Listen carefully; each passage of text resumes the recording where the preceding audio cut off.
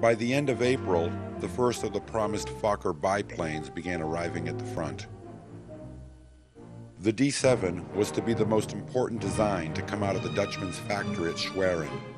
Despite any faults it might have shown, the success of the triplane design had suddenly paved the way for Fokker to procure the better inline engines being built by BMW and Mercedes.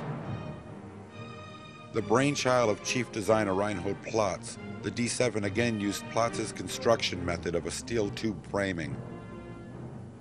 The pilots lucky enough to get the new fighter were delighted. Fast, nimble, and sturdy, the plane could literally hang on its propeller while climbing and drop like a stone in a full-out dive. The machines went into immediate production at both the Fokker plant and under license by the Albatross Company, and by the coming autumn, 40 Jastas would be equipped with the plane. With the Red Baron dead, command of Jagdgeschwader 1 went to William Reinhard, whom von Richthofen had named in his will as his successor.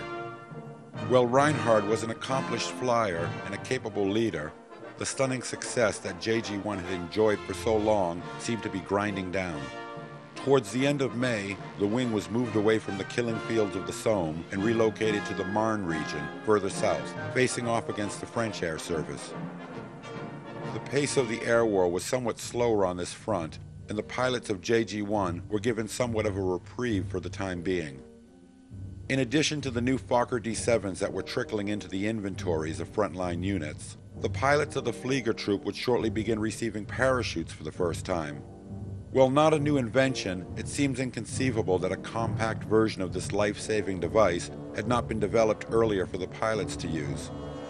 Balloon observers had been equipped with parachutes since 1915, and had they been made available for aircraft crews, many lives would have no doubt been spared through the course of the war. A year earlier, the British had considered supplying its flyers with parachutes, but had passed on the idea, afraid that its pilots might be tempted to jump from a machine that might otherwise be brought home.